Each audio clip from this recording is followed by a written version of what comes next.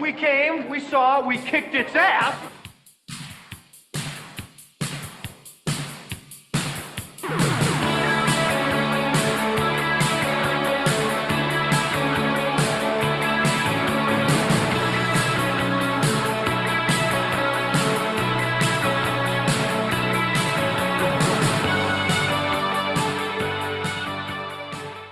Hello and welcome to another exciting episode of Totally 80s and 90s Recall. Get ready to travel back as we chat and reminisce about the music, movies, and pop culture moments of the greatest 2 decades ever, the 80s and 90s. I am one of your hosts, David, and joining me, as always, in the studio, a guy who prefers Ms. Pac-Man. It's my good friend, Rob. Hey, today's introduction comes to us in the form of a letter signed Tired of the Tower.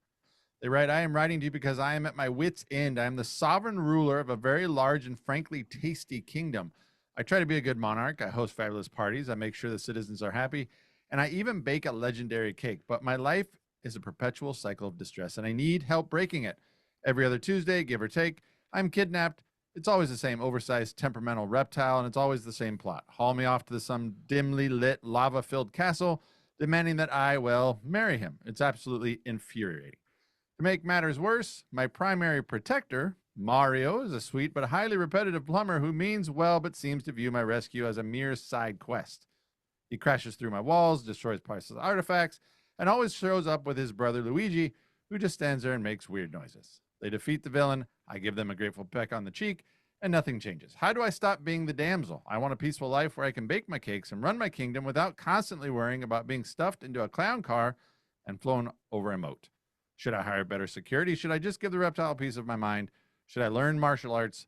I just want to be a princess, not a prize. Signed, Tired of the Tower. Dear Tired of the Tower, your predicament is definitely unique. On behalf of the Totally 80s and 90s Recall team, giant flying turtles and questionable plumbing services are not our usual jam.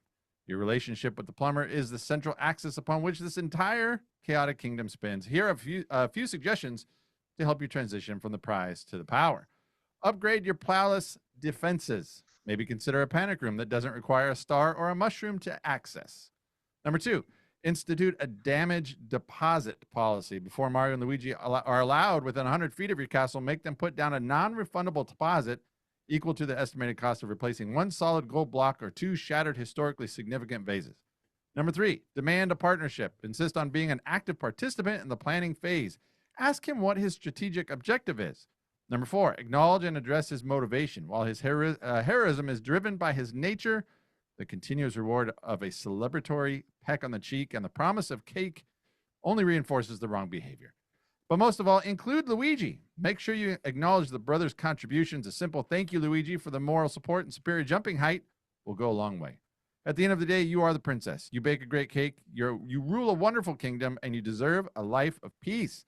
Take charge. You have the power to define the terms of this relationship, princess. Use it to build a safer, less chaotic future. Best of luck, Rob and Dave. Yes, those two plumbers sound highly unreliable. I think that they might not even be good plumbers. I don't. I think they're better at just running around, jumping into things than they are plumbing anything, and making a mess. So yeah, they make a mess. Yeah. Well, that's going to lead into what we're talking about today. But before we jump into that, we have a guest with us again, and I think had he been given the opportunity, he would have been very well able to, talking to him pre-show, able to protect Princess quite easily, as he was a weightlifting champion, if you were. Yeah. But welcoming to the show today, a friend of mine from childhood. We went to elementary and high school together, graduated the same year, but it is my friend, Dustin. Dustin, welcome to the show. Hey, thanks, guys. Glad to be here. Yeah, it's exciting to have you on. I remember Rob and I started this almost about 3 years ago, and you found us pretty early on in one of our first few episodes, and you had messaged me, and you because I appreciated it. You said, "Oh, look, this looks cool. It's cool you guys are doing that." And on one of the messages you just randomly said, and it was almost 3 years ago, if you ever do anything on video games, let me know. I'd love to be on. So today, here in a minute, I've spoiled it. Rob, what are we covering? We're doing 80s video games. 80s video games. And I thought when I put this subject together, I go, I'm going to reach out because he had asked.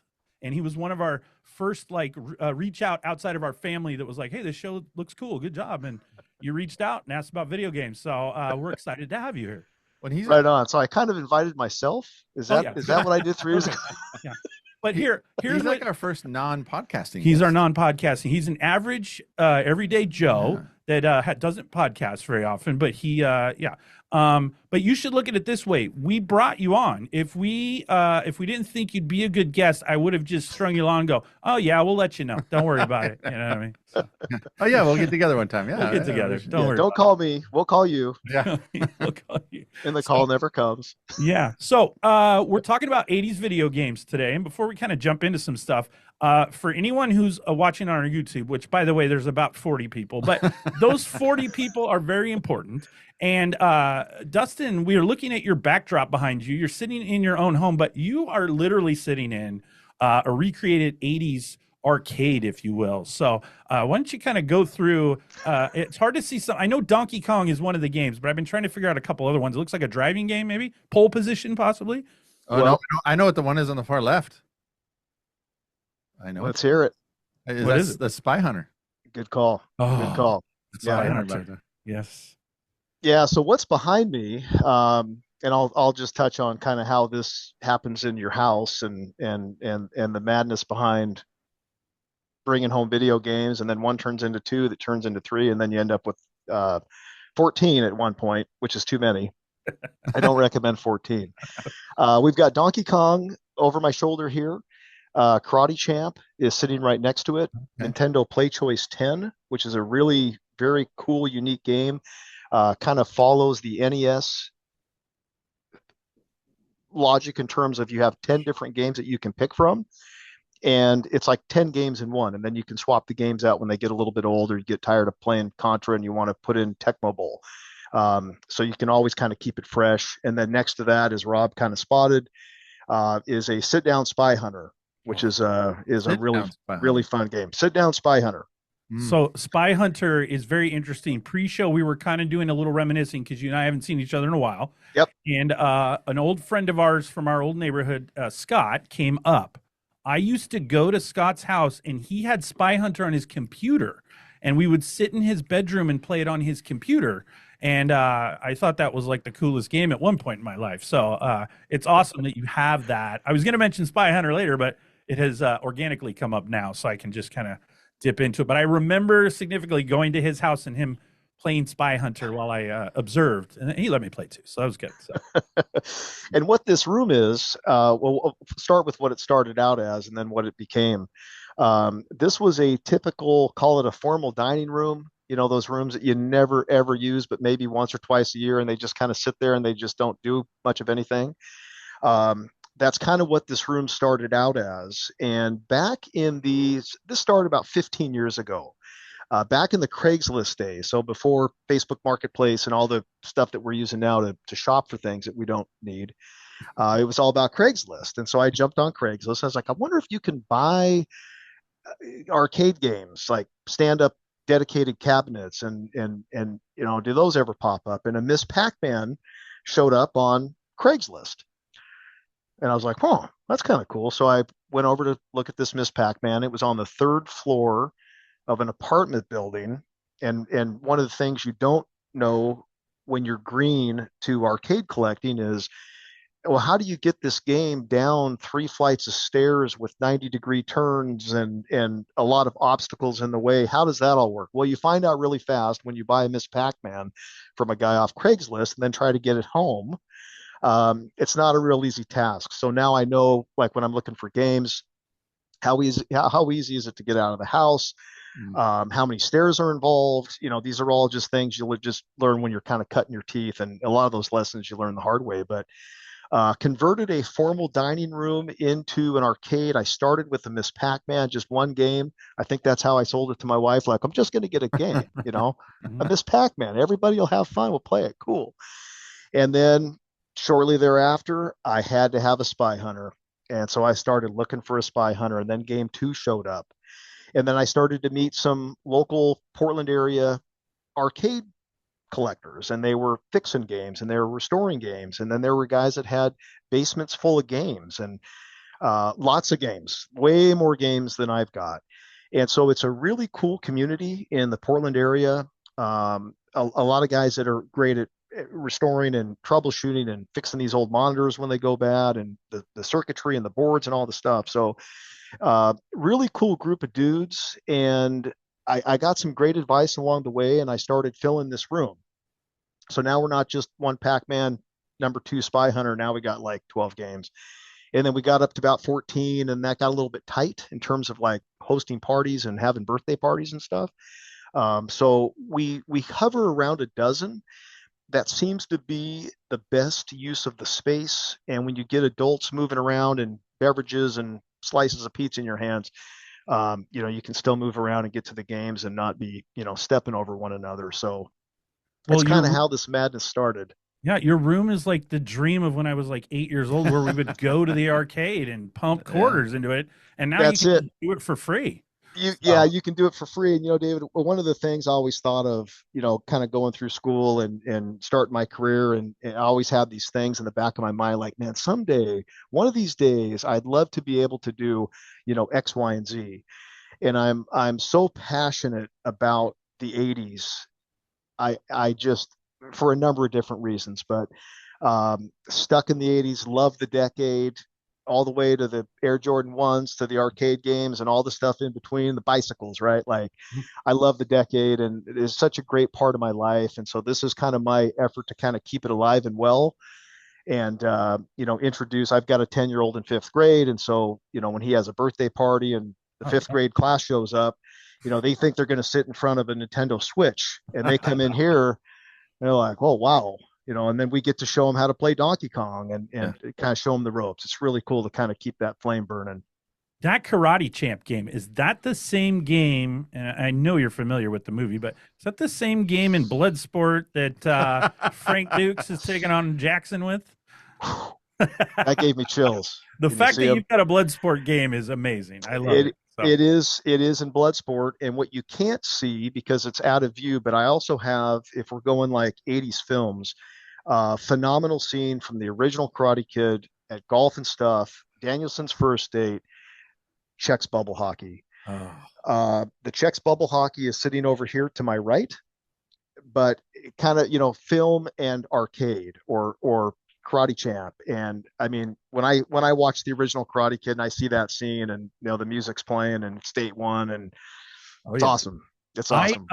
Rob just mentioned a few minutes ago, you're our first non-true podcaster, but Rob, he may be our most qualified 80s person we've pulled onto the show. Absolutely. I think this is we're going to get schooled. Oh my goodness. Yeah. Rob and I think we know what we're talking about, but that's another reason we have you on here. Your passion for the 80s is, it's pretty phenomenal. So a lot of passion. Passion. Yeah. It's got to do with arcade, or a future episode. If you ever want to dabble in 80s BMX and or the movie Rad, I would also raise my hand. And so here's what I'm going to admit. We were talking pre-show.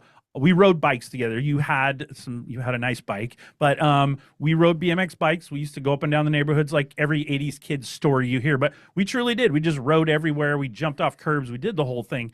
But I have never seen Rad. I don't know in my life how that got skipped, but if we do Rad at some point, I haven't seen it either. Yeah, both of us have not seen that. So yes, definitely. We would bring you on for that because you would have a lot of knowledge that both of us do not have. And I don't know if she'll ever listen to this, but we're going to give your wife a shout out because you mentioned her. And she went to school with us as well, went to high school with us as well. But so if she's listening, the fact that you got your wife to let you build an arcade in your house, Rob and I are much jealous of that because I love my wife, but if I started bringing those home, she probably would be like, yeah, those can stay in the garage, or you can, whatever. So. Well, this whole podcast, we got booted out to the. Yeah, that's why we're in the garage. We're out in the shop. So.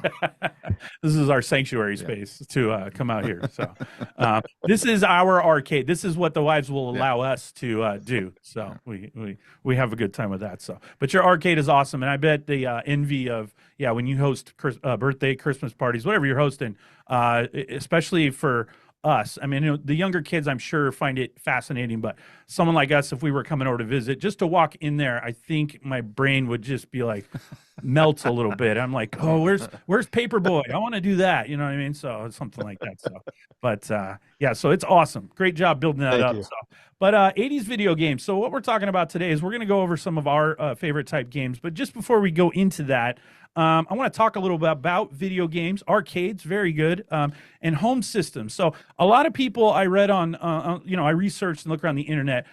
They said that the golden age of video games and arcades was 1978 to 1983.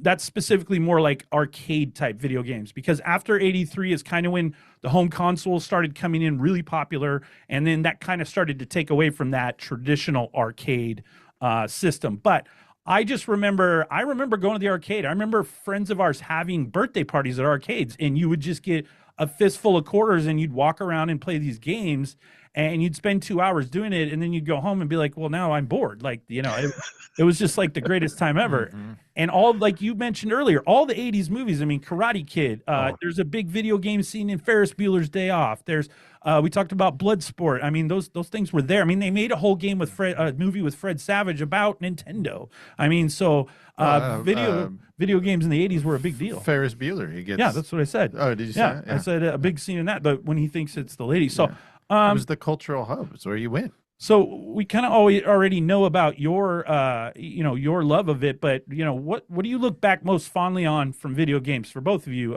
from that time frame? Well, I tell you, I'll add one more show to that list, and how it's influenced kind of modern times. There's a phenomenal couple of episodes of Stranger Things where the director and the producers they built an accurate, and I mean, I was the weirdo hitting the pause button to make sure that every game wasn't too new, because I kind of know what years games came out and what's supposed to be there and what's not supposed to be there. They built a period correct, and they got every detail right. And it's Stranger Things, and they went through a lot of effort. There's an arcade group that I belong to, one of the forums. They went to a lot of effort to bring in games from out of state to kind of put that scene together, and they absolutely hit it out of the park. So kind of still relevant even in current times, when they're trying to tell the story that took place in the 80s. For me, kind of, it probably falls into why the decade is so phenomenal in my book. It was a great time to be a kid. Between the movies and the music and what we did in our spare time and riding our bikes around and very little responsibility, it seemed like it was safe. Some of the stuff that we hear about nowadays, if it was going on, you didn't hear about it as often. Just a phenomenal time to be a kid growing up, and hanging out with your buddies and birthday parties and all the different things. And what was kind of neat about the commercial arcades, I was born in 76, and every major mall, when I think about Mall 205, I think about Eastport Plaza, Clackamas Town Center, just kind of the surrounding hubs around Portland, Oregon. There was an arcade at every single mall. Oh yeah. You didn't go to a mall and not stumble on an arcade. And just like David said, a pocket full of quarters, maybe 2 pockets if you're lucky, and you just burn through those babies, and then all of a sudden you're like, oh man, I need to get some more change. And so everywhere we went as kids back in the day, there was always an arcade nearby. And the Atari 2600 back in that early 80s era, we didn't know that there was something really big coming around the corner, which we'll touch base on. But back in that early 80s time frame, the Atari 2600, and having a home console between that and then the arcade games that we could play at the mall, or maybe at the Thriftway, they'd have a couple of games. I mean, that's just where a lot of the time went. Yeah, I loved going to pizza because it had that sit down Pac-Man where you could play, like the joysticks were underneath and it was that glass, and you would sit there and you just like you're looking at it vertical or horizontal. You're like, why am I? But it was like, I thought it was awesome. You could play that. So it's funny you talked about the Atari 2600 because I was looking that up. I was just doing some peruse around. So I found that in 1982, when that was kind of at a peak, when it started being a big thing, that the 2600.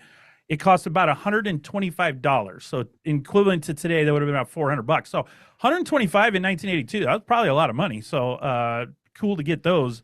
And then the Nintendo in 85 when it debuted was $149.99. So again, that's a pretty good price in 1985. So I just noticed those going there. But yeah, by the way, Mall 205, you that's why you were such a big weightlifter. You're a gangster hanging out at Mall 205. Yeah, that was outside of my. Yeah, I went to the safety of Clackamas Town Center. I didn't have to worry about any crazies over there.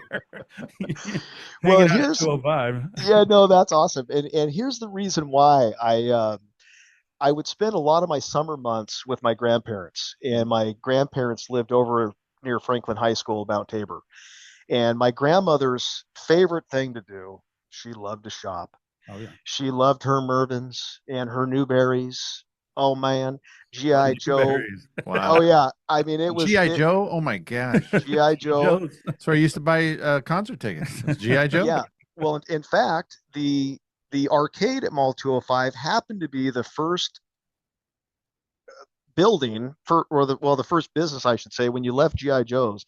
The arcade was the first business on the left, and then the Hydra tubes go way back. The Hydra tubes were right across from the arcade. Oh wow, That's awesome. Tubes. Yeah, man. I remember that you could see the Hydra tubes from. Was it? Better was believe it, from 82nd. Yeah, From right on 82nd, coming right out of the roof. Yeah, that's Just like what?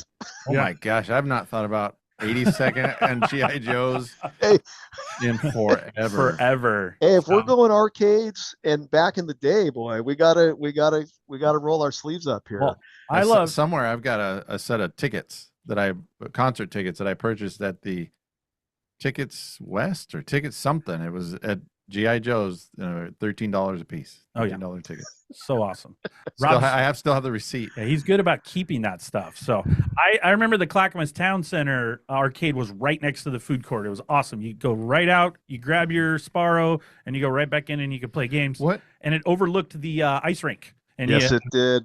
Speaking of gangsters, maybe you could catch Tanya Harding down there spinning around. So there was a arcade right on 82nd, just up from the mall. There's a pizza place now, Old Chicago. But it used to be in a little building right there on the corner. I don't remember. We used to go to that one. Yeah. I remember the thing you talked about that I kind of remember, and I don't know why it stands out, is the idea that our parents would drop us off. Like they would drop you off at the arcade, give you your money, and then they would leave, and you would. And I just think that to me is a strange. I think for some of our kids growing up, that the idea of we're just going to leave you at the mall or wherever, and then we're going to leave. We'll come back for you in 2 hours. We're not going to text you. No, you'll be fine. We'll just be back in 2 hours. And we'll be back. Fine. Yeah, Rob, that was a nickel arcade, and that was that was a nickel arcade, and that was a little bit of a unique business model that the nickel arcade had. And just as the name implied, every game was a nickel, but it was a $5 cover to get in. Mm-hmm. Now, if you were at Clackamas Town Center, all the games were just a quarter or 50 cents. The heavy hitters were 50 cent a play. There weren't a lot of games that were 50 cents. Most of them were 25 cents. But Nickel Arcade had kind of a cool thing. It was like $5 to get in. Mm-hmm. Everything else is a quarter. And that place was packed. You'd go to a Nickel Arcade on a Friday night. I mean, take a number and stand in line, pal, because this place is packed. It was an afterburner. Well, you'd roll. That'd be one that was a 50 center. You'd roll up, and there'd be like 7 quarters on the glass already waiting, and you're like, crap. So you try to put your quarter up there, and I'm like, how long is this going to be? So, yeah, that's awesome. But Rob, why don't you? Dustin and I, we were kind of video gamers, but tell us a little bit about your history with video. Oh my gosh, we had I remember my grandpa gave me one of the original 2600. And I remember it didn't work, or the wires were all sketchy. And then we got the newer, updated 2600. I don't know my consoles. And then I convinced my parents to get us the Nintendo for Christmas. And how I sold it is I said, because my dad was going to buy games, because games were, $50 or whatever, that was a lot. And so I convinced him that we were going to, I'll just rent. Because there was a little video store right up the street from our house. And I thought, oh, we'll just rent them. We'll just rent, Dad. That's how we'll do it. And so that's how I think I convinced him. So then I ended up, I don't think I ever owned, like I either borrowed or stole, like borrowed them and never gave them back from friends. And so, well, you borrowed games. You definitely borrowed Nintendo games from me. And I don't think I ever gave them back. He took Double Dribble from me quite a bit. So yeah, no, but and then that was a whole thing, right? Is we would plan slumber parties around what game we were going to rent, and then we'd play it all night to try and beat it. I remember we rented Shinobi, and we played that all night trying to, and then the Ninja Turtles, the whole the level where you're swimming, and you could never get past that. Nobody ever passed that level. Ninja Turtles was a good one. I'm gonna tell you right it was. Now. Yeah, I spent probably 2 days straight one time on Double Dragon. Like I just I could only get so far, and then I could get no further. So, but you built your life. Your social hub was. Well, the 80s became like, that's why it's the golden era of video games. Literally, when Nintendo came out, there was a hotline you could call, and they'd tell you how to solve certain levels. Or there's a magazine you get it, and it would have the instructions in there on how to get past this part of Contra, or like I said, Double Dragon or something. And so you could literally call and get tips on how I'm stuck. I can't get past this part. So, and then I always loved the lore of, like, we'd be at school and we'd talk about games. And I remember we'd be at lunch and we'd talk about how to solve a game. I remember hearing at lunch one time at our elementary school about the trick of where you jump on the turtle with Mario to get 1,000,000 lives, and then that's how you can rescue and solve level 8. And I was like, oh, so then I went to that level and I hopped on the turtle. I would have never found that on my own. So it was this whole like society we had that we talked to each other, and I just think it was really cool. I mean, they talk now. I mean, they talk online, they stream, they do all that. It's a lot different, I think. But I do think there's something to be said about that, the problem-solving element of the video game world. And I think that because one thing that annoys me about my kids' games now is that, like, it's time for dinner and I'll say, let's go. And I can't pause it, or I can't because it's streaming live. And I think there was some power in having to know how to get back to that. Like, you had to fight your way back to that level again. You had to do it over. Yeah. You just turn it off and you'll do it again. You know how many times I lost to Super Macho Man before I got to Mike Tyson? I had to start all over Glass Joe like 400 times before I ever got there. So, well, I've got a game on my top 5 list that when you mentioned the tribal knowledge and the school bus trips and the recess conversations with your buddy that just happened to figure something out over the weekend that you didn't know about. One of my top 5ers was absolutely built around that, trying to get as much information, some mind share, as much as you possibly could to try to figure out how to continue through this one particular game. And once we get to that part of the show, I'll dig in a little bit more. But no, that's how we did it. And Nintendo Power came out in '88, and Nintendo. Do you guys want to dig into NES? Is now a good time to? We can talk about it a little bit. NES. So, when you think about the time frame and you think about the golden age and the 2600, which was the hottest thing you could do at home, and then we had the commercial arcades that we could go to. There was the lightning in the bottle that was coming from Nintendo, and I think the listeners and people that grew up during the era, everybody remembers that moment in time when the NES hit the scene. It was epic. And my personal experience with the NES is I was playing my Atari 2600 on Christmas Eve in '86, and Christmas morning I opened this thing called the NES, and I went, never seen anything like it. It's like the atom bomb garbage pail kid with his head just that was me. I was Atom Bomb. Christmas morning, hooking that NES console up. Nintendo did a phenomenal job marketing it. They put together the perfect package. You take this thing out of the box, you've got a free game, and actually 2. One of them very ho-hum, Duck Hunt. I think most of us agree, like, you're not missing much. But anyways, it came with it. And then it came with this other game called Super Mario Brothers. And instead of distributing the NES with like a marginal game, just kind of a, just to whet your appetite. Man, they came out swinging, and they included Super Mario Brothers with the console. So day one, you're playing what's arguably one of the best games of all time in Super Mario, because the game was so good. And I think we all remember, whether we were at a friend's house playing an NES. I wasn't the first kid on the block that had one, by the way. I'd been playing the NES previously to me owning one. I just had a couple of friends and their parents, sprung for it before Christmas. But that day when you first got, it's like getting your first pair of Jordans. You're just like, oh, here we go. Well, it's funny you talk about the NES. I didn't get it till a year, or I got it like a year after everybody else. But that's a story for a different day. But I had one, but I didn't get it. I didn't get the Christmas morning one. I went a different route, but I did get one. But I remember you having one, because I did come over to your house, and I remember we had played video games over there. But the first person I knew that had one was that, what we mentioned earlier, our friend Scott. He had the NES before everyone.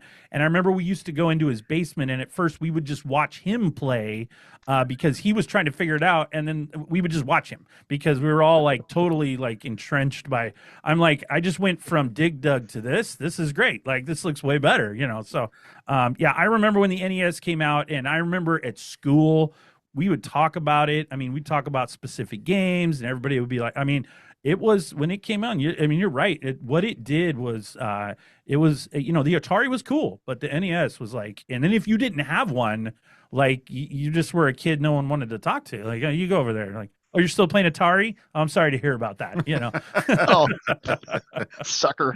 Sucker. So, I think that's awesome. And, great story. You getting it Christmas morning, that couldn't have been, that has to be like the best gift anybody ever got for Christmas. I couldn't, I asked for it for Christmas, but it did not materialize. So I had to get it I had to go a different route. So I had to save up some lawn mowing money and do some other things. So my dad felt like I needed to earn buying it, let alone getting it handed to me.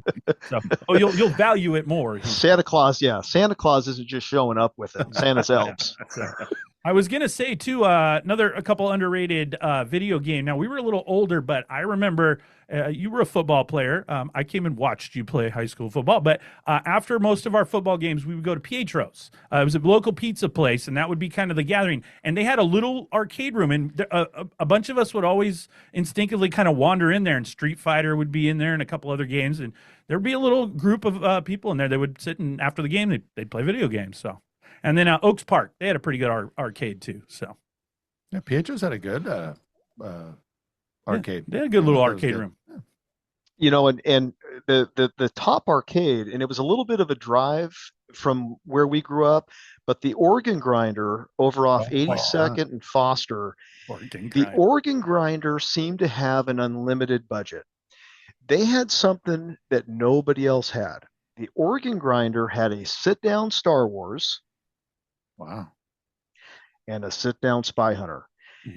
Finding those two games in a sit-down at the same location was unheard of.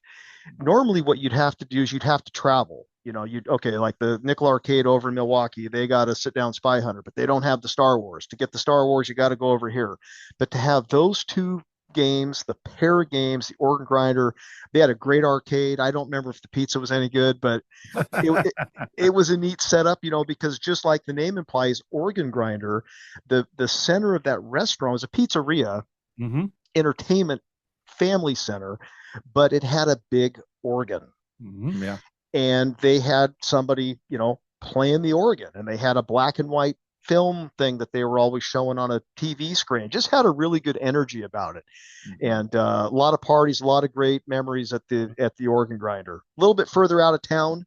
I'm so excited that you mentioned organ grinder. I was explaining that to my wife a while back, and I explained it to my kids. I don't even think I can explain it right. That place was like a fever dream. You went in, it was huge. There was just, it was like two-story, like you could sit on a second story. They had tables on a second floor, and then you look down on the organ, and then they had a huge, that place was literally insane. Like, you're a kid, you walk in there and you're like, I have no idea. It made Chuck E. Cheese look like a hobo outfit. Like, it was just, it was crazy. I'm so excited you mentioned the organ grinder. We went there Yeah, I couldn't tell you anything about the pizza. I ate it, but I just remember going. My parents would be like, "We're gonna go to Organ Grinder for dinner." I'm like, "Oh my gosh!" I can still see the sign. Oh yeah, It was a monkey. It was a monkey. it was a on monkey. It was a grinding monkey. the thing. Yeah. Yep. And So- here's the heartbreaker, fellas. Here's the heartbreaker. This is going to bring tears to your eyes. I drove by the organ grinder recently, as in within the last month or so. The building is still there, but guess what it's turned into? Yeah. Strip club. Not quite that bad. Yeah. An all you can eat Chinese buffet. Oh, there you yeah. go. There Yeah. you go. People like those too. Yeah. It's not the They same. do, but it used to be so good. It was so good. It was hopping. Oh, I'm so excited you mentioned organ grinder. I've had no one else to, besides Rob, I have no one else even to relate with that. So the fact that you have that, it's amazing. So the organ grinder, that is such a good. That's a memory like you had to be from Portland, and it's kind of like Farrell's. That's a memory you have to be from Portland, and then right where you were then, and that was that experience. And I'm sure every town, for our listeners out there, everyone from all over the United States, they've got their own organ grinders and they've got those stories. But it's cool today that we're able to share that. So that's what this podcast is all about. I think we hit some gold with that one today, Rob. So organ grinder. So all right. Well, during the Reagan era, video games exploded in popularity from Pac-Man and Donkey Kong to Super Mario Brothers. Video games weren't just for the arcade anymore, but also for your home. Defined in pop culture with cartoons, cereals, and lunchboxes, we're taking a look at our favorite video games from the 1980s.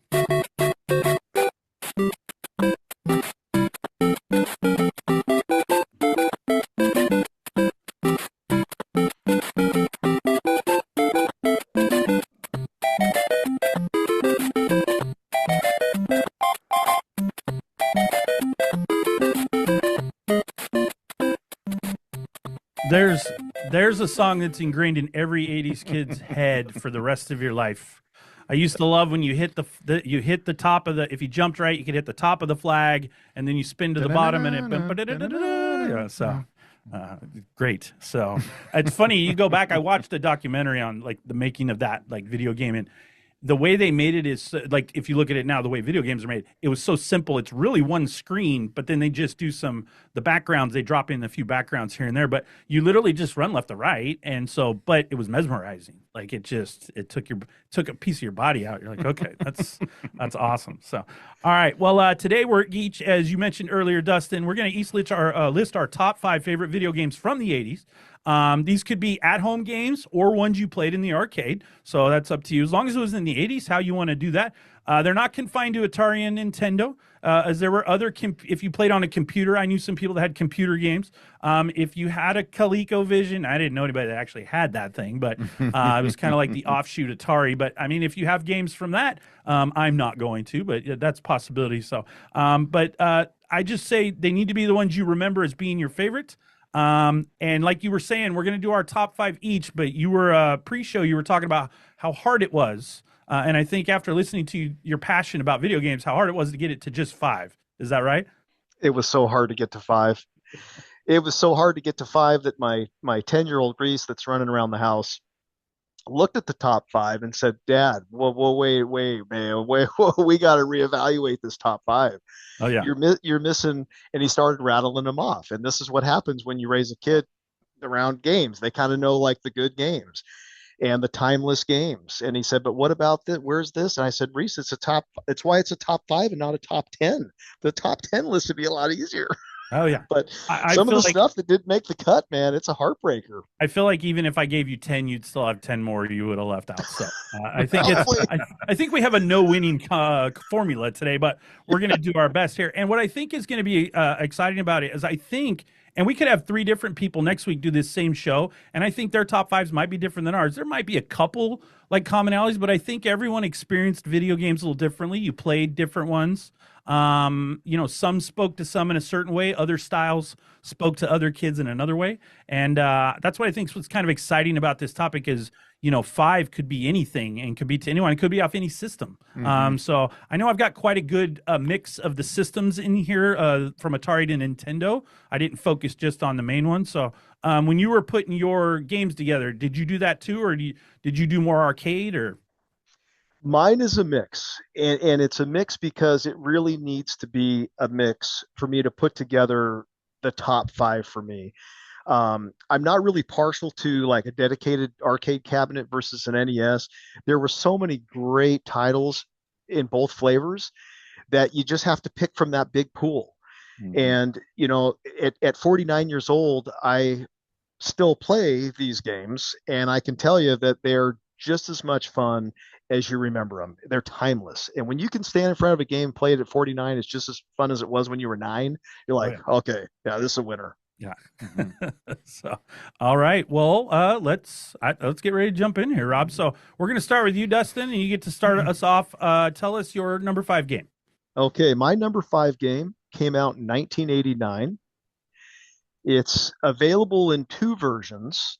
I'll kind of pitch the one that most folks are probably more common with, because it seemed to be readily available in a lot of arcades. But it's Ivan Stewart's Super Off-Road. Oh, yes. Dang it. And that game, there is one sitting, unfortunately, my lens is only so wide. There is a 3-player Ivan Stewart Off-Road just over my left shoulder here. That game came as a 3-player game, 3 steering wheels. It came as a 2-player game, a little bit narrower, 2 steering wheels. That game, for a lot of reasons, it took a ton of my money as a kid. I plugged a lot of quarters into Ivan Stewart Off-Road. You can hammer on it, gas pedal, steer, and nitro. So the whole thing with off-road is you can go super fast if you hit the nitro button. But then you run out of nitro, so you got to buy more. But you can upgrade the car, you can upgrade the truck. The track layouts are fun. The tracks get harder as you advance in the game, and then of course you can play it as a 3-player. And it's not a super technical game. You don't have to play it for 6 months to get decent at it. You just kind of steer and go. That's awesome. It's a lot of fun. No, I'm bummed. If that's his number, that's his it. number 5. Well, I'm interested in the other one. So I know, that's really good. All right, Rob, what's your number 5? My number 5 is not as cool. So I don't even listen to the show very often, but I get accused of doing robstery type stuff where my picks sometimes don't really match the topic. The topic. But it is a video game. But it's Dig Dug. Oh, I went with Dig man. Dug. It came out in 82. I love Dig Dug. I put it down. I said, I think it was one of the first games I bought. I remember my mom taking me to, I think it was Toys R Us. I had saved up my money. It was a safe game. It wasn't offensive. It didn't have, shooting and stuff. And so I think it was one of the first games I owned, and I played it a lot. And so when I think of just pure nostalgia and games that I liked playing, and then I can remember, I can see the screen and the pump that you'd shoot the guy and they'd blow up. And if you didn't stick with it and blown up, they'd go back and they would stay alive. And I don't know. Dig Dug was a lot. I spent a lot of time on it. I spent a lot of time on Dig Dug. I remember I had that game. You dig underground. I love that game. Fantastic game, iconic game, and little known fact.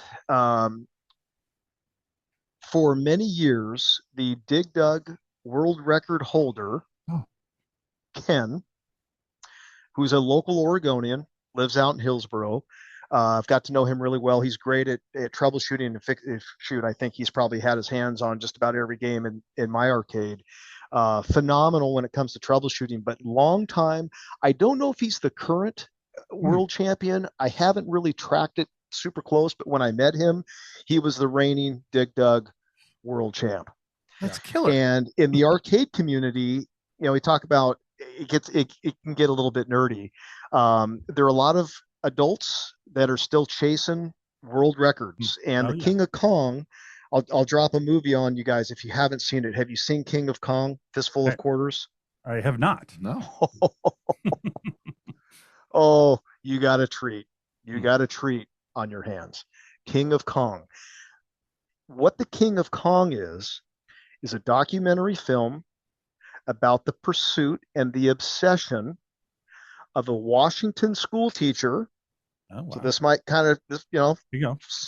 small world here, Washington school teacher that dedicates his time and obsesses over pursuing the world record in Donkey Kong. And I'm going to stop right there because if I say any more, I'm going to give the film away. Fantastic movie, but it gives you this look into this world that you probably didn't know even existed, which is world records, high level competition, old school arcade games, and how bad people want to be, number one. And Ken was that guy for a long time when it comes to Dig Tug and Oregonian. Pretty cool. A couple of years ago, my wife for Christmas bought the kids this little, it looks like a mini NES, and it's pre-programmed with all the classic games, and it has Dig Dug on there. And whenever we plug it in, that's one of the ones I'll go to. It's Dig Dug. So it takes me to my happy place. For my number 5, I went a little off the beaten path for the first one. My other ones are going to line up the way they're supposed to, but I actually went with, it's a non-Atari and non-NES game. I went with it was a Mattel handheld football game. And I know exactly which one it was the little green football that would move across the field both ways.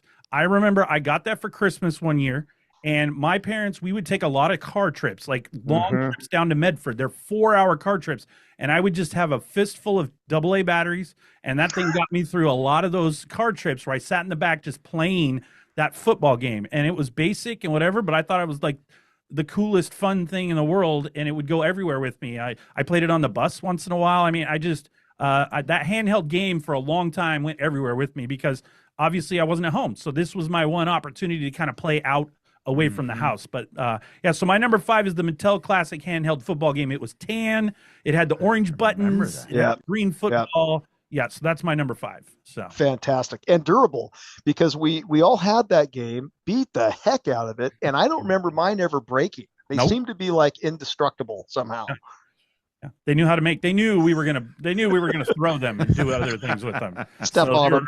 They were very smart on the construction back in the day. So all right, I think that's a great start. So we're gonna jump back to you for your number 4. Okay, number 4 for me, Super Mario Brothers. I couldn't do a top 5 and not include Super Mario Brothers. That was the first game that I obsessed. Probably the number of hours that I spent trying to figure out how to continue on and get to the next levels and score the extra lives and get a high score. I mean, Super Mario Brothers was absolutely spectacular, and the character development, Mario, the music, the fact it came with the console, just a timeless game. And what's kind of unique about Super Mario Brothers, fast forward to like current times, 10-year-old kid plays Super Mario, they love it. They love it. You don't even have to pump it up. You just hand them the remote and they're like, oh, this is awesome. Men, women, it appeals to everybody. Like everybody that plays that game, like this is a fun game. They just hit a home run. I don't think it can be done better, honestly, than Super Mario Brothers. I know it's my number 4. Oh, yeah. I got some other ones ahead of it, but what an iconic game. Yeah. So I agree with you 100%. And we're on our top 5. I'll just spoil. I didn't have Super Mario Brothers. I thought about it multiple times, but I assumed one of you 2 would probably get to it, so I was able to get to some of my other games. But you're right. I mean, that was the first. My mom played it, and my mom thought it was fun. And my mom didn't like video games, and she would watch us play, and she goes, "Let me try that," and she would try it. That's a number 4. I think it's a no-brainer. I am surprised it's at your 4, the way you talk about it, so I'm very interested in your top 3. So, all right, Rob, number 4. My number 4 is, we talked about already, is Spy Hunter. Oh, that's such a good one.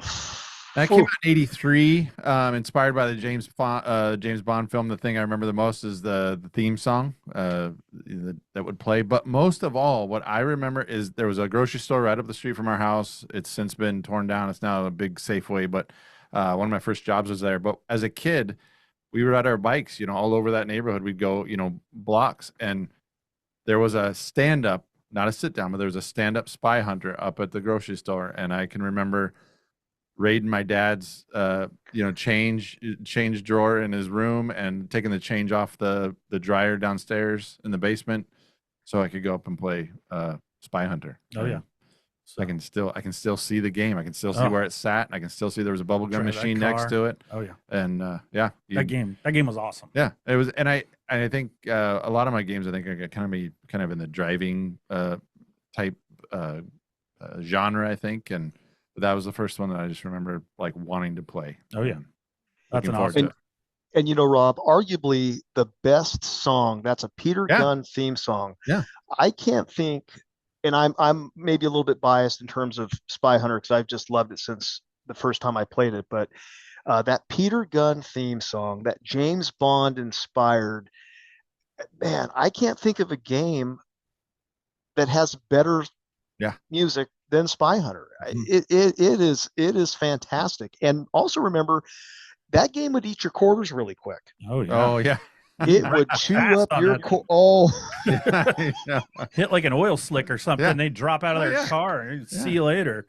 So Stupid. that one was crazy. Well, then you had the car that would come through and slice your tires. No, slice your tires You up had with the the- spinners. Yeah. Oh, that was a great game. You had the limo that was all. And he still gets to play it, Rob. I know you get to play it. And you get to Well, sit down. Sit down. So I think you guys need to come down to Westland, Oregon, and get some time in Spy Hunter. Oh, I would do that, dude. It's an open Would do invitation, and it's on free play. no. Rob, did you ever make it to the boat level? No, I read about that there was a highway. All I remember, but I read that would turn to a boat, and I didn't know that. I don't think I ever got that far. So I Urban saw Legend, our friend Scott get to that. I Yeah. watched him do it. So that was, I mean, you want to talk about street cred. You know, for years, it was just kind of a rumor, like there's a boat level. No, there's not. Have you seen it? No, I haven't actually seen it, but a kid that told another kid said that there's a thing that some kid at the arcade did. Or like, Well, I saw it for the first time. It was on a stand-up Spy Hunter. Somebody that was playing that game, and they were really good at that game, like a a high school age kid, probably 16, 17-year-old kid, got to the boat level. It was a real thing. Mm. It's hard to get to, but what happens is the car converts into a boat, Yeah, you have torpedoes. and you have torpedoes, and the roads go away, and now you're on the water. ugh. And as you advance through the game and you put in more playing time in Spy Hunter, like with my two boys when they started playing Spy Hunter, that was always kind of like how you measure up. Like, but can you get to the boat level? Like, you say you're hot stuff, but can you get to the boat level? Oh, not quite. Okay, well, I keep working on it, man. So Well, yeah, you're it's a talking lot about of fun. You're talking about high scores. I have here that the high score for that was set in '85, and it's set at 9,512,590. Ugh. And that record has stood for 38 years, making it one of the most enduring high scores in video game history. So I don't know if you guys can see the Spy Hunter poster that's hanging above Spy Hunter. I can see it. Yep. Okay, so that poster is autographed by Paul Dean, Yeah, Paul Dean. There you go. and Wow. I sent that poster to Paul Dean. This is probably a decade ago, maybe even longer than that. But I had messaged Paul Dean. He's got a webpage, and he's legendary status because of the score. It's unbelievable. That score is crazy.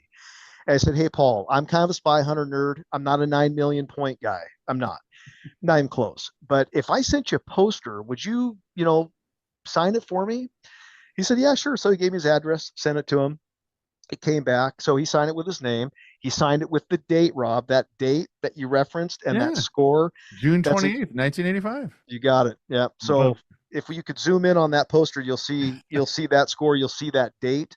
Man. And We're going to take a field trip to your house. Yeah. Yeah, Paul's had his hands on that poster. It's pretty cool. And the reason why I thought that was special is, in my opinion, I don't think that score, that score was set in 85. A lot of years have gone by, and there's still a lot of people playing Spy Hunter. And to the best of my knowledge, nobody's knocking on that door of the 9 million and up club. Oh. They're not. That's crazy. It's crazy. It's crazy. Well, my number 4, I get to follow Spy Hunter, so that's a lot of fun for me. And Super Mario Brothers, mine's not nearly as cool. Mine goes back to the Atari 2600. My number 4 is Asteroids. I remember this is one of the first games I played as an actual. It was Donkey Kong and Asteroids were my first arcade games I remember playing. And then we got a 2600, and when we got it, we got 2 games. we got Asteroids, and we got Missile Command. And so I would play those games like endlessly, but I would always go back to Asteroids. I mean, it's a simple game. You spin around, you shoot things, and you blow it up, but they would start coming really fast, and then there was too many of them, and it's like, I don't know. I just loved Asteroids for so long. And I read on here that it sold over 3 million copies for Atari, which in the early 80s was huge. It was like one of their biggest game sellers of that time. And upon its release, it replaced Space Invaders, which I also liked quite a bit, in popularity and became Atari's best-selling arcade game of all time. So for me, Asteroids, I just remember playing it hours on end. So I really loved that game. So. And still a fun game. If you walk up on an Asteroids, a couple of my buddies that are in the arcade group, they've got Asteroids and they play it regularly. It is still a super fun game. Very simple, right? It's built on that premise of it's not super high tech. There's not a ton of stuff going on, but just such a solid foundation. That game has aged really well. Yeah, loved Asteroids. A lot of hours spent on Asteroids. And something we don't sell now is, like you were saying earlier, it's a live stream. The kids couldn't, but you can if you play on PlayStation, things like that. You can pause games. You can save them. You do that. I used to have to pause a game like overnight, sleep, and wake up the next morning, and hopefully there was no power outage so I could continue on that level, because there was no other. And I don't know if you probably remember for sure, but the Nintendo used to do, once in a blue moon, it would do this red blip where you'd be in the middle and it would just flash red and it would like turn itself off, and then you'd have to restart. And I'd be like, it would drive me nuts. Or somebody accidentally hit the button. Yeah. What I loved about the Atari 2600 too was the way it connected to our TV. We actually had this box, and you had to pull a switch to the left or right, and it would turn it to the thing, so the UHF, so you could see the game, and then the switch went back the other way. So that's how old we are. So David, funny you mentioned the flashing red light on the NES console. So my wife's family's NES is hooked up to a TV just around the corner from where I'm sitting. And we brought it home a couple of years back. We brought it home, and it did that same exact thing. And I ran into an NES enthusiast. He goes, there's a way to fix that. There's a thing you can buy off Amazon, and it'll fix that red light flashing thing. You don't even have to blow the cartridges out anymore. Like, it's a new and improved connector that sits inside the Nintendo where the cartridge connects. And I replaced it. I think it was about $15 and probably a half hour farting around. But now it's like 100% reliable, and we still use it. We still play it, and it doesn't flash red lights anymore. Awesome. I should have fixed. You know what else I love? You mentioned blowing on the cartridges. I love that we did not live in the internet era. Yet if you lived in Maine, or you lived in Texas, or you lived in Oregon, you instinctively knew if the game didn't work, you blew on it. That didn't have to be on a message board, a Reddit feed, nothing. Just everyone in America knew. You just blow out the dust, and ittle work just fine. Did that actually work? We thought it did. I mean, so it doesn't matter. Because I saw somebody that people thought that actually made it worse. It was like actually harmful on your games or something. But we always thought it worked. Everybody did it. I thought it worked. It probably didn't work. It was probably just the fact that you were unconnecting it and then reconnecting it. I think it was the connection, but we just thought that seemed to work, and most of the time it did. I remember my dad would always tell me, he'd see me blowing. He goes, if you kept them in the black sleeves, they wouldn't be dusty. I think, okay. So, all right. Dustin, you're number 3. All right. Game number 3 came out in 1983. Track and Field. Oh, wow. That's a surprise one. Track and Field was a game, sporting event. So for the folks that maybe haven't crossed paths with Track and Field, or wondering what the heck that is, it was a 4-player. It's a normal cabinet, so it doesn't look wide like a big 4-player. It's a standard width cabinet, just like Donkey Kong is. 4-player game, sporting game, and it had some of your most common Olympic events. So you had 100-meter, long jump, hurdles. It's like the Olympics kind of a thing. And the deal with Track and Field, and anybody that stood in line waiting to play it at the arcades back in the day, it was the sequence of how fast you could run. Oh yeah, made you go faster. And it made you go faster. And what a lot of the older kids were doing, and we didn't realize this, is little Dustin with his runny nose cruising around the arcade. But what the older kids would do is they would modify combs. Well, usually 2 things. It was either a hair comb, like a plastic comb you'd put in your back pocket or a pencil. And they'd modify these, make them into a tool. And what the tool would do is it would toggle the run buttons faster than you could go up, up, up, up, up, up, up, up, up. They'd make a custom comb that would kind of rotate left and right, and it would move those run buttons faster than you could actually push them with your fingers. So you'd see a guy, kick your butt at track and field, and then comb his hair, same comb, same motion, smoky in the hurdles, a quick, touch up right in the back pocket, just like a gangster, But track and field was a lot of fun, and I actually own a track and field. In fact, track and field was a game I looked for quite a long time. Bought one recently from a good friend of mine, did a beautiful restoration. He's got a YouTube channel called Digital Jazz. His name is Sam, awesome guy. Did a beautiful track and field. It's arguably probably the nicest game in here. It looks like it did day one, and we've been playing it. I've been playing it a lot lately. So still a very, very fun game. I had the at-home version, but I remember track and field. So, but first surprise of the day, like a great game. I just didn't expect it up at number 3. So, some good nostalgia on that one. So, Rob, number 3. My number 3 is came out in '82. It's called Pole Position. Oh, Pole Position. Oh. If there was a game, like if we went to an arcade, if there was a game that I was drawn to, that this was one of those games that I probably would have just spent all my quarters on. If I had to prioritize my quarters, I only had a few left. I'm going to go do a couple laps on Pole Position. I spent a lot of quarters on Pole Position. That was another one too. I liked, and you mentioned earlier, I like the driving games. When you're younger, you get a wheel, like you said. There's a gas pedal, so it feels like you get to drive. And there was a stick shift thing. Yep. I mean, I thought, Pole Position's great. It didn't make my list, but because again, this top 5 is hard for me. But man, Pole Position's such a great game. So good. I read somewhere that I didn't realize this, but it was one of the first it was a very kind of ahead of its time game. It was one of the first games that had in-game advertisement. So it had like Pepsi, Canon, Marlboro. The home version didn't, but a lot of the arcade did. And I was like, oh, I didn't know that. And those were the billboards. Yeah, it was sat off to the side of the track. Yep, left and right. It was based on a real track.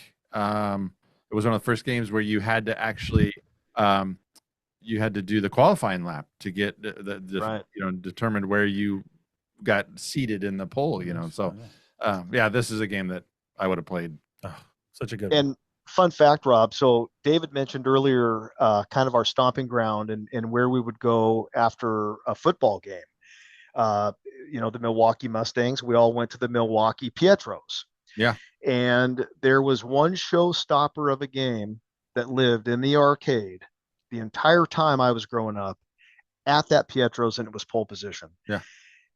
I played more Pole Position at that arcade compared to everywhere else where I went, man. I hours and hours and hours at that Pietros playing that exact game. It was so fun. And I read that there's you would know this, there was a stand-up version and a sit-down version. Did I ever played a sit-down version of Pole Position? I can't remember back, but I clearly remember playing stand-up ones, but I don't remember ever. I played a sit-down one. I think maybe at Clackamas Town Center. I remember. Maybe I'm fuzzy, but there was somewhere in the area there was a sit-down one because I remember sitting because I thought it was cool. You get enclosed. They had it enclosed. Yeah. It was dark. Yep. You just had the screen. I don't know. It felt cool. Like you're sitting in a real car. Yeah. Oh yeah. Yeah. I can still feel the steering wheel. Oh yeah. That's crazy. Yeah, that's a good one. Man, this is a good list. Yeah, great pull there. My number 3. So I was a big, we were talking pre-show, but I was big into sports games. So because I liked sports, and so I wasn't quite as big into adventure type games. I like sports and I like fighting games. Those were a lot of times, and I like the driving games. So, but a lot of times those were my big games. So my number 3 was a game that I remember it was either 5th or 6th grade. This came out in '87, so probably 6th grade. It took over our school. We talked about it at lunch. I remember us talking about it.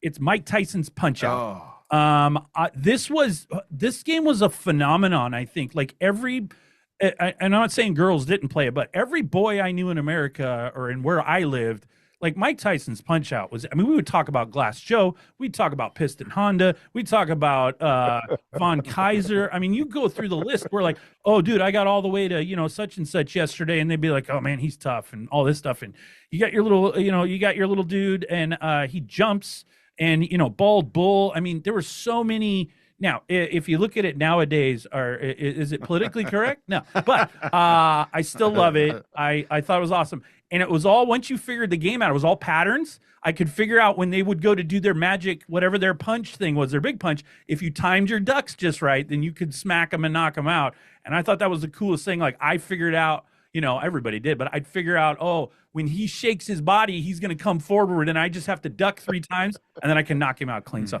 yeah, Mike Tyson's Punch Out, I spent so many hours on that. And we thought at the time, you know, when I remember we talked about him, we thought Mike Tyson was the coolest guy in the world. He'd knock people out in 30 seconds, and we're like, this dude is just a beast. So, yeah, for me, number 3, Mike Tyson's Punch Out. So what a great game! I mean, what a phenomenal game. You know, I would say, in my personal opinion, you know, you talk about the Mount Rushmore of NES games. Tyson's Punch Out is right up there with the Super Marios. It was so good. It seemed to appeal to so many. I mean, we were all, like, say, you know, you get stuck at, you know, Bald Bull. I remember probably my first restless night as a kid was I had gotten to Bald Bull, and then he smoked me. You know, so then you go to school the next day, you're like, what are you guys doing? How did this bull charge thing that he does? He kind of jumps at you, and one of your buddies like, well, hit him on the 3rd hop, hit him with a body shot, make sure it's a right hand. Try that. Okay, when I get home from school, I'll try that. Okay. What we didn't know is there are 2 Bald Bulls. There's a second one that's even harder than the first one. That's insane. And I love how they got bigger. Like, by the time you got to Super Macho Man, he takes up the entire screen, and you're like, what am I looking at? He's just jacked, you know. He's just he looks like Schwarzenegger. And they do such a great job with the game. You start with Glass Joe, and I mean, it's so simple. It sucks you right in. You're like, oh, well, this is going to be an easy game.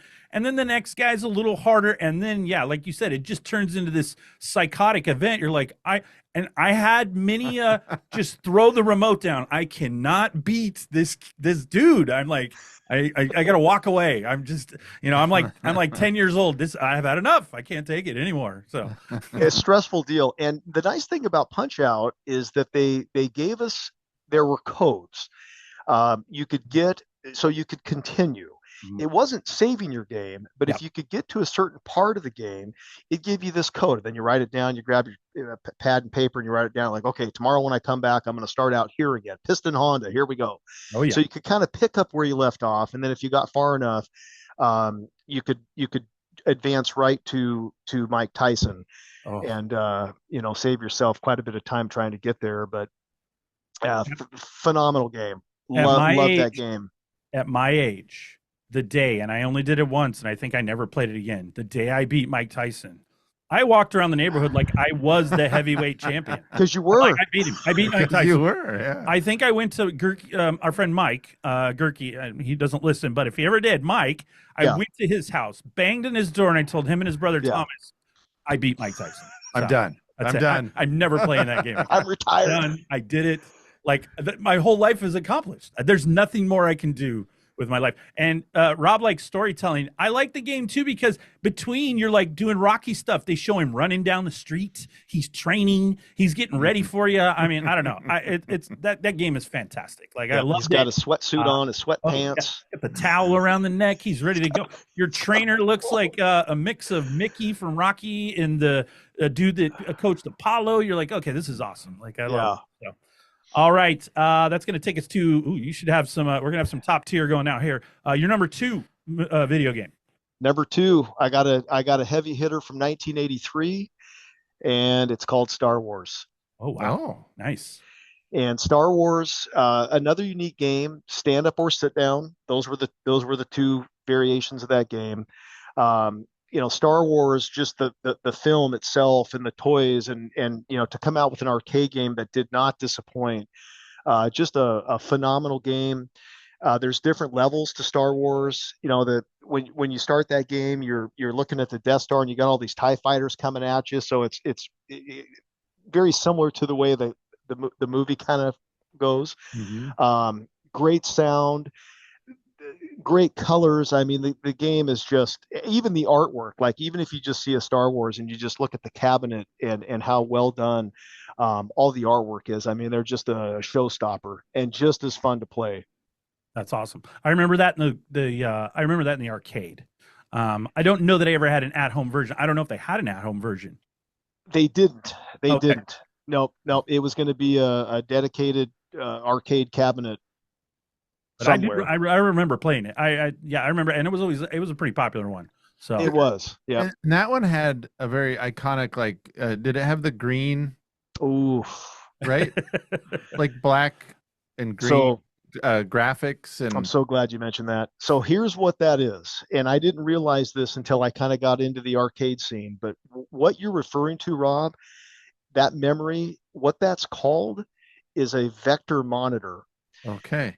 It's a unique style of monitor that Atari came out with. They used it in a few games, Star Wars probably being the most popular. But what it is, it's a very vibrant green, red, blue lines. When things Yeah. explode, it's a different kind of color and it's a different kind of movement in the way that the gameplay happens. Yeah. And that's the Atari Vector. So when you hear arcade guys talk about a vector monitor, those are those crazy awesome lines that you remember. I mean, you And still that's- remember it.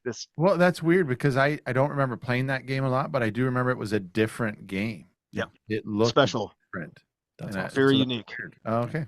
It's That's a interesting. great one. So, all right, Rob. Oh, my follow number two. that up. Number two. I'm gonna do a game that came out in '84. It's called 1942. It was like a World War II, I played that game. based off of like Midway, like Battle of Midway.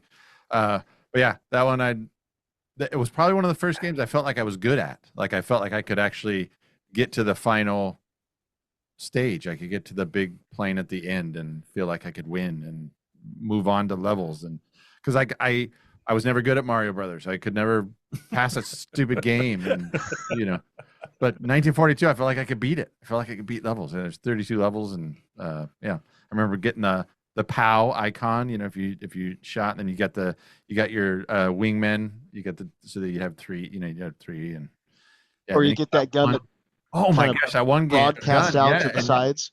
you just demolish people. It was awesome. Yeah. That's when And I then went you to. lose it. If you get hit, you lose it. You're like, Oh, oh yeah, man. and then you're like, I'm done. Done. Yeah. I had we had 42. We had 1942. Also, my dad he liked that game because the World War II throwback. So he thought that was that was cool. So that was a game he played. So I remember playing that with him, which is interesting. So that's a good one. Yeah, that's one of my go-tos. That'd be super another fun game. Still that'd fun. be one that if I ever got into collecting cabinets like that. Good news, Rob. So that Play Choice 10 right there, that's the one that you can put 10 different games in. We've got 1942 loaded up in that. Oh, nice. We've also got Tyson's Punch Out loaded up in that. So we're making a field trip. yeah, I think we just need to figure out how to get you guys down here. Boys, and we're gonna go to West Lynn. Gonna go to Westland. We know right where it is. Yeah. So, all right. My number two. This is a big one. 1982 Atari 2600. I spent way too many hours on this game. It is Pitfall. Yeah. I knew it. played I knew Pitfall it was till coming. The cows came home.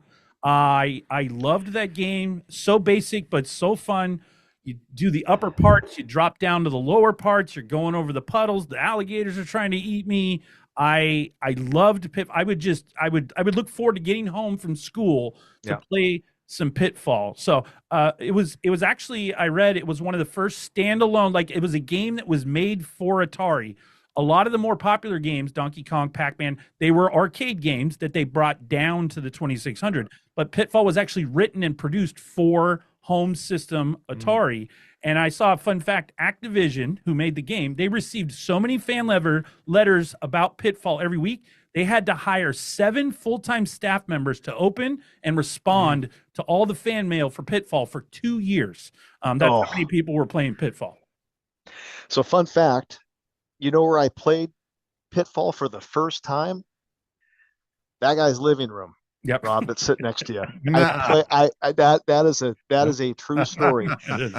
That is a true story. I played it at David Old's house for the first time in his living room after school, and Yeah, remember this is pre-NES, so we didn't know there was all these other things that were coming soon. But that game was so fun for a home game, and just the way it was laid out, and some of the obstacles, and I mean, what a fantastic game. Had some Indiana Jones going Yeah. on, kind of Yeah. thing. Yeah, Yeah. I think the Uh-huh. first Yeah. time I played it was Michael Rizzeby down the street, but it wasn't on. He had it on a computer. Oh, yeah, maybe. I remember him loading a floppy disk, and we Yeah. played it on his home computer, whatever that was, a Commodore or something. So were you expecting Pitfall? Were you expecting me to have Pitfall on there? I didn't know if it would make anybody's top five. It's worthy. I love that game. It's so good. And if there's one from the Atari 2600, I think that's the best game ever on an Atari 2600. I can't even think of anything that comes close to Pitfall on the 2600. I think it's in a league of its own. Yeah, Pitfall was way too many. So good. So good. So, all right. Well, it's hard to top everything we put together, but this is the moment. Do you think we'll have any had crossovers? I don't know. I don't think so far. It hasn't been close, All but this is the number one. I know Dustin, you took probably a lot of time figuring out how to jostle these together, but I'm excited to hear what is your number one game.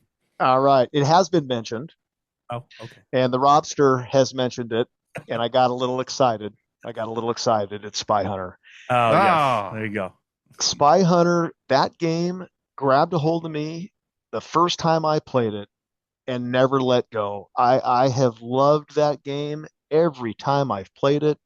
When I started putting my home arcade together, it was the second game that I drug home. The sound, the difficulty, the oil slick, the smoke screen. I mean, it's just the helicopters. There's so much going on. It's such a But hard have game. you made it to the boat level? I've made it to the boat level. Okay, Yes. all right. I've made it to the boat level. And during COVID, when I had some downtime, I really started playing Spy Hunter a lot. And my goal at the time, it's there's only so many hours in the day, but at one point in time, I thought it'd be kind of cool to start chomping at the bit to see if that Paul Dean score could be contested. Could somebody that had a game at home that can just play it whenever they want attain something even close to that? And I had some pretty good scores because I'd play it like nobody's home, so no interruptions, no distractions, just Spy Hunter, a good playlist coming in the room. And I got a lot of respect for Paul because that 9 million is incredible. I did break 1 million, so I do have a 1 million plus point game, and I've got it recorded, which is kind of cool. It was a real game, not just a story. But that game is so much fun. I can play that game at 49, and I enjoy it just like I did when it first came out. It's aged really well, and when Reese has his buddies come over, they flock to Spy Hunter. Checks bubble hockey, and Spy Hunter gets so much gameplay. And what I always tell the kids with Spy Hunter, there's a high and a low speed. You can shift it. It's a 2-speed, so you can go slow or you can go fast. When you go fast, normally it's a short game. Short game. And when I asked Paul Dean about his world record, when I sent him this poster to autograph, I said, "Hey, do you have any, tips or tricks or, advice for a guy that wants to get, somewhere north of 1 million?" He goes, "It's all about driving slow. It's all about speed and not high speed." And, he gave me some tips and fortunately with that, I was able to have a pretty good game, but I still love Spy Hunter. I'll always love Spy Hunter. And I don't see it ever not being my favorite game of all time. Oh man, I thought maybe it was going to trend that way when you've got the earlier when he mentioned it, you smiled. You've got the signed poster. I'm like, I think you've got the game in your house. I'm like, I think we're going down a Spy Hunter path here. Yeah. So that game was awesome when I was a kid. I didn't have it on my top 5 just because. Like I said, that's what I think I like about the top 5 is we all had different experiences and different games meant different things to each person. So that's why you're able to pick those up. But then we can each say also off our top 5, that was also just an awesome game. You know what I mean? So No doubt. All right, Rob, this is it. Number 1. All right, my number one is depending on how I'll be curious to see because you're a video game guy. The correct pronunciation of this game Okay. is it Galaga or is it Galaga? I think it's Galaga, right? Ooh. Because I've done some reading on it and it's kind of a hot button topic. But yeah, my first my number one is Galaga. Okay. There you go. So- and that came out in '81, and yeah. So that's one I still play. We have that little handheld one at home, or the plug-in one that's got all the classic games, and that's the one I play all the time. So Rob, we've always pronounced it Galaga. That doesn't mean that we're saying it the right way. I don't know what the right way is. Phenomenal game, and funny you should mention Galaga, because Sunday of this week, my sophomore at Oregon State and I are heading up to Seattle, and we are dragging home a game that I have been trying to find for a long time, Galaga. Oh, Nice. look at that, Rob. I've been on the hunt for a long time. It's been on a top 10 must-have list since I started this madness here. And it's not a real easy game to find. There's a lot of people looking for it because it's so iconic. It's such a great game. And one popped up on Marketplace not too long ago, and I scooped it up. So the new edition coming soon, as in like by the end of this week, is a Galaga. Yeah. So again, get in your car. I found this guy online. I don't know his background. I don't know his credentials, but his name's Jason Eckert. And actually, his tagline on his site says, "Warning, full frontal nerdity," which I really thought that was cute. Anyway, he has a quote in there. He says, "After 2 weeks of searching arcade forums and pinball forums, I found someone whose father, Walter Perks, was a Midway distributor for 4 states in the southeastern U.S. from the 1970s into the early 1990s. He got his number, called him at home. Long story short, he was a super nice guy and not only gave me the answer I was looking for, but told me why. The correct pronunciation of Galaga emphasizes the second syllable. Galaga. For one simple reason, it was the direct successor to Galaxian. I don't know. I've never heard of it. Oh, yeah. Okay. It was also pronounced checks out. with the emphasis on the second syllable, Galaxian. He says everyone at Midway pronounced it that way from that time until it was introduced on their channel sales call. Arcade operators did as well in order to keep related similar games straight. However, he also mentioned that within a few years afterwards, Galaga became a popular among customers, and then it just kind of stuck. So now, I don't know how true that is, but from somebody that's in the know, he said it's Galaga. Nice. I say we go with it. Yeah, I don't know. Might as well. Let's roll with it. Yeah, might as well. I think either way you say it, top choice for a game, right? So fantastic game. That's so good. Well, you two had pretty iconic number ones. Mine is also iconic, but it goes back to my sports theme. It's for the NES, 1989. It was actually an arcade game in 1987, but it's Tecmo Bowl. No, you mentioned Tecmo Bowl. Me and Tecmo Bowl, and just like every red-blooded kid in the 80s, late 80s, I spent hours on that. Obviously, you got the Bo Jackson situation, but I used to really like using the Houston Oilers. You had the run and shoot with Warren Moon. It was the coolest game because it was the first game where it actually had the teams, like the real NFL teams. And even though it didn't have the names, it had the numbers. So you knew 34 was Bo Jackson and 32 was Marcus Allen. And it had the Seattle Seahawks on there. And it had all these. I was mesmerized. If you had an unsuspecting friend that didn't know how to play it, you would know. Then the guy in the know would pick stupid Bo Jackson. Bo Jackson, and you can't tackle him. Then I was like, well, I don't understand. The stupid remote's not working. Yeah. He would just bounce off of it, and he would like, this isn't fair. There were a couple this isn't fair going home moves by Rob. I was just going to say that. I would say, I'm leaving. I'm leaving. Going home. So, but I thought for a first sports football game with the NFL licensing, and I just don't think it gets any better in my lifetime. I mean, I played Madden my whole life, and as good as Madden is, it'll never have that feeling the first time I played Tecmo Bowl and I won the Super Bowl. And that game was just a big part of my childhood. So it's special, man. And it's actually here also on this Play Choice 10. So how good is Tecmo Bowl? It is so good that my 19-year-old son, Drake, when he comes home from school, and he comes in the arcade, there is one game that he goes to. Tecmo Bowl. Oh, yeah. That doesn't even have to stop and think about anything else. Tecmo Bowl, done. Yep. And what a phenomenal game. And, the Bo Jackson, the funny thing is, we'd have rules like Nope. Hey, you want to play some Tecmo Bowl? Sure. You can't use Bo Jackson. But you can't be Bo. Like, it's not a fair game Nope. if you're Bo Jackson.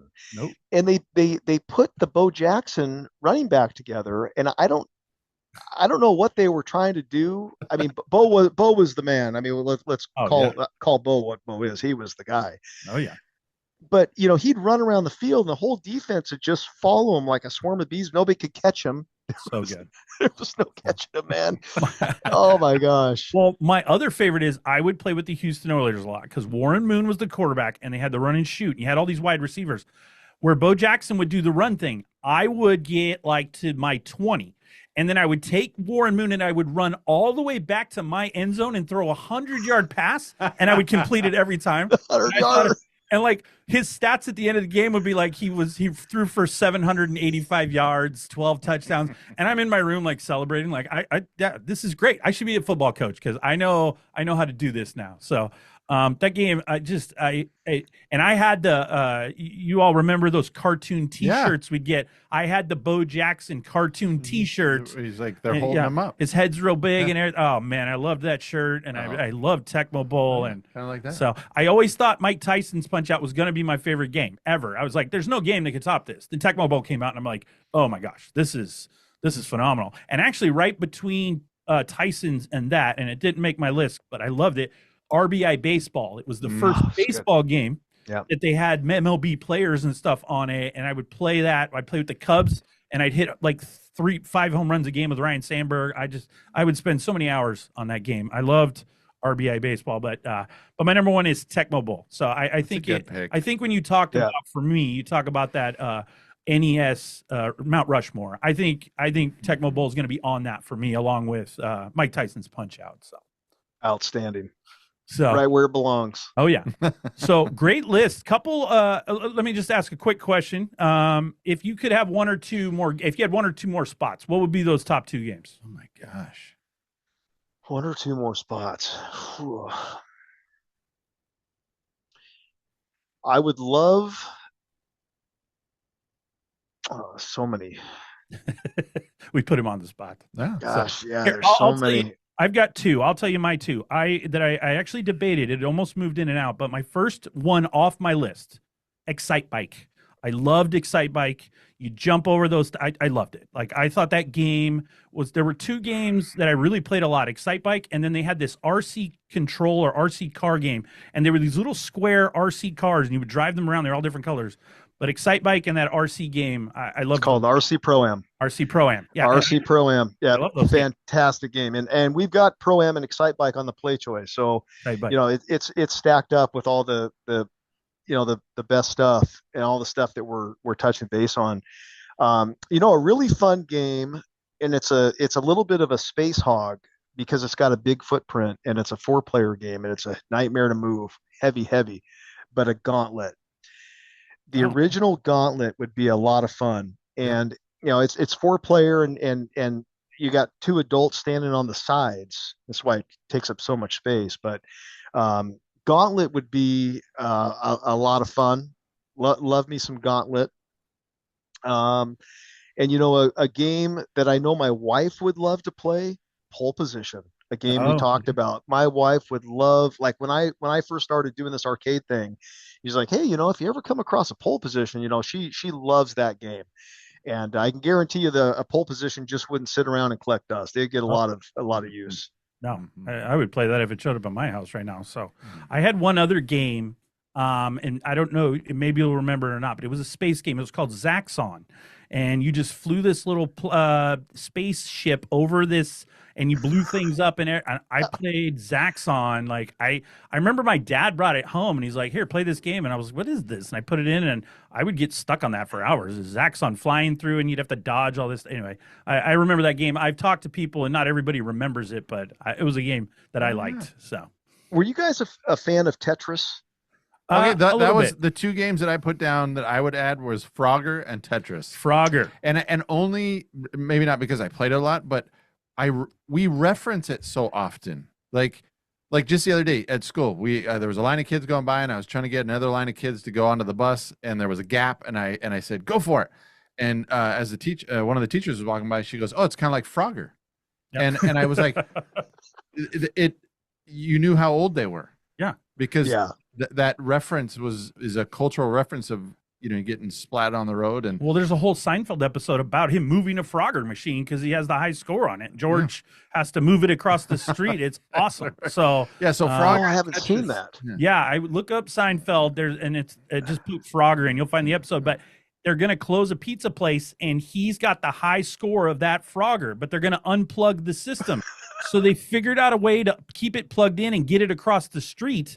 But he ends up, I don't want to spoil it, but he ends up trying to move it, and it's a whole Frogger thing, and the whole show's based around it, and it's awesome. So I love it. Too. And only, like I said, only because of the cultural, icon element of both those games that still reference them today. So. And Tetris not too far off like an asteroid. It's very simple. What's going on is very simple, but it's a lot of fun. And then as the game starts to speed up, it drives you crazy. And I would make the argument that the amount of hours spent playing Tetris has got to rival a lot of the other games. People, I mean, even non-video, because a lot of non-video game people would play it. We had a handheld, we had a Game Boy that floated around. I think we still have it. And we'd when my wife and I were first married, and it followed us through our marriage, and we'd go up to Canada, and the only game that was on it or in it was Tetris. Yeah, and we just passed it around the whole time we were up in Canada during our Thanksgiving break and trying to beat each other's scores, and so many hours on Tetris. I never got bored playing it. I don't ever remember getting bored ever playing same thing over and over, just trying to get to the next level. Yeah. So I think all our lists were awesome today, but some big dogs that people who would listen would say left off, and we all have our reason or whatever, but Pac-Man wasn't mentioned. Mm-hmm. Obviously, kind of an iconic game. I was never a huge Pac-Man guy, but I understand it in the lexicon. I mean, it was in pop culture. It was there was cereal. There was a cartoon. I mean, it had all that. I mean, Donkey Kong is sitting right behind you. Donkey Kong's a big one. No doubt. I think Frogger, definitely. A Legend of Zelda, which took hold of the country for probably 2 years, where everyone played Legend of Zelda. I was never a big Zelda fan. It drove me a little crazy. And again, with the sports games, I like the instant, what you get out of it. Like you get the instant action. And Zelda was a lot of walking around, talking to people and picking up swords and all these other things. So it wasn't my favorite, but for all our Dungeons and Dragons folks in the 80s, I bet Zelda that was it. Like that was the best thing they'd ever seen. So Metroid, we mentioned a little earlier, that was a big game. Contra was a big game. Double Dragon was a big game. So, but like you said, hard when there's only 5 spots, really hard to squeeze all those in. So, little fact, I just looked it up. So I found this on the internet. Top 5 Atari games of all time, 2600. Top 5, and these are by sales: Space Invaders, Pac-Man, Donkey Kong, Pitfall, and Ms. Pac-Man. So from a sales standpoint, those are your top 5.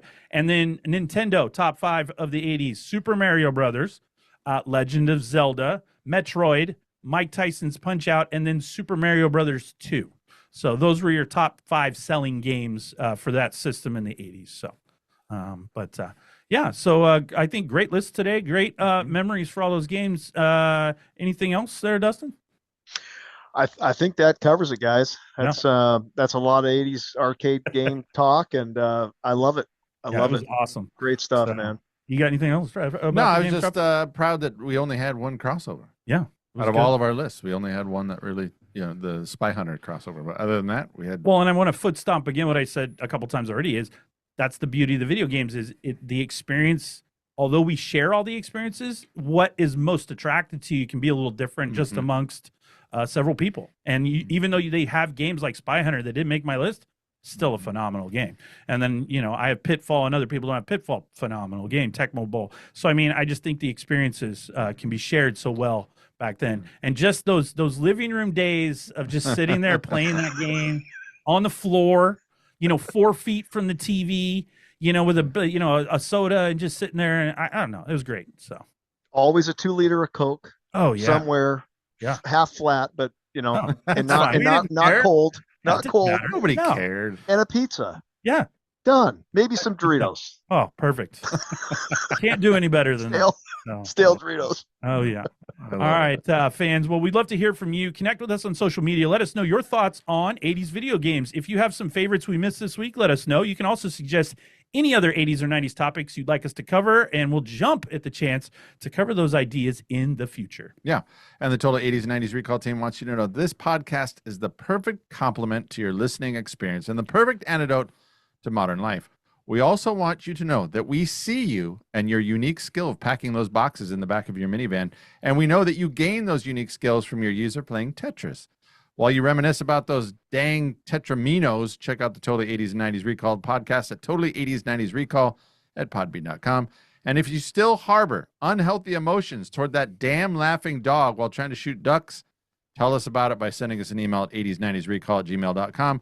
And don't forget, let the Totally 80s 90s Recall team help you appreciate the present by indulging in a healthy dose of the good old days. Hey, and if you want to help our show grow, which we know you do out there, that's great. And if you love today's content, which was phenomenal, by the way, we'd love a 5-star rating on any of the outlets you can give it to. Leave us a comment. Tell us what you think about the show. Your feedback makes a huge difference and keeps the music, memories, and today video games and fun coming every week. So, hey, Dustin, we want to thank you again for coming on with us today. I truly say this, it was phenomenal to have you on, and it was so awesome, like reconnecting, talking about the old days, Milwaukee and where we grew up, and just, this today was, the reason for our show, and just the fact that we got to do it, and, picking up things like Organ Grinder and all that stuff. So just thank you so much for coming on. Hey, my pleasure, guys. That's a two-way street, David. So good reconnecting and talking about, the old neighborhood and friends, and just a great time of our lives, really. Oh, yeah. Oh, it was so much fun. So, Rob, closing thoughts. Man, I have to tell you, usually I have these little boxes, these pre-made boxes, and I just had so much fun with our conversation today. I didn't fill them all in, but I'll do my best. So what I learned, I put Dustin knows his stuff. Oh, yeah. You were probably the most knowledgeable, one of the most knowledgeable guests that we've ever had. I would say you're more knowledgeable than any of us in this room. So I just especially on this. I really enjoyed listening to you talk and telling stories. I thought that was really good. I don't have any vocabulary today. We didn't use any big vocabulary words. I don't apologize for anything today because I thought our conversation was appropriate. And then playlist, I just said go listen to what was the name of the documentary again? King of Kong, Fistful of Quarters. Yes. Yep. So I recommend that you. It's a treat. That. It's a treat. And then the challenge is email us and text us or whatever, and tell us what games we missed. Yeah. So, also for music, download and listen to the Spy Hunter theme. Oh yeah. We'll be very excited about that. That's an 80s flashback, instantaneous. I would imagine that people will hear that and go, I know that game. So worthy of a ringtone. Honestly. Yes. I mean, if you don't have that as your ringtone, come on. Is it your ringtone? No, but it should be. It's going to be 20 minutes from now. Yeah, that's what I'm going to say. You know what you do? Connect that for when the wife calls you, and then you'll know exactly when she's or texts, and then it'll just play. It'll be perfect. So, Rob, anything else you want to? I got nothing else to our guest today. No, thanks for coming in. I really appreciated that conversation. Yeah, it was awesome. I enjoyed it. It was great. So, all right. Well, the 80s set the stage for everything we love about gaming today, from unforgettable characters to the birth of home consoles, the decade and a complete change to home entertainment. Whether you were mashing buttons at the arcade or blowing your NES cartridges, it will always be the golden era of gaming. Unfortunately, that does bring us to the end of this week's episode. We hope you've enjoyed, as much as we have, a look back at our favorite video games of the 1980s. Finally, we want to give a big shout out to you, our awesome listeners, whether it's your first time tuning in or you've been with us for years. We can't thank you enough for spending time with us this week. We hope we brought you an hour or so of laughs, nostalgia, and rad memories. And don't forget to catch all new episodes of Totally 80s and 90s Recall every Tuesday. Was that meant to throw me off? Or I'm not sure what you're doing over there. I don't know. So, that was good. All right. We'll let you get that out in post. Yeah, so there you go. Do our best. Yeah. What are we doing next Tuesday? Next Tuesday, we're doing a movie we're going to start our holiday movie season. We are going to review 1988's Bill Murray classic Scrooged. Is what we're going to go over. So I like that movie. Yes, we all like that movie. Dustin, are you familiar with Scrooged? I am. Fantastic film. We lost them. Oh, hold on. We lost them. We lost some audio there. Did you? Go ahead. Go ahead. How are you? Fantastic film. Love it. Yes. All Love right, it. so he's good. Yeah, it's a holiday staple in our household. I'm sure a lot of households, but 80s classic. So we're gonna go over that movie. We're gonna have some fun with it, and it'll be a good time. So, Will the movie hound be back? he will of course be Yes. here. We're doing movies. He will be in the I like it studio when he's back. Yeah, he's great. Yeah. All right, Rob. Anything else? I got nothing else. Fancy goodbye. No fancy goodbyes. Brilliant. The cheesy 80s song. I got a pocket full of quarters and I'm headed to the arcade. I don't have a lot of money, but I'm bringing everything I made. The thing is, the lyrics are so true. They're very true. They're perfect. And my shoulders hurting too. Even the shoulder hurting part. Yeah.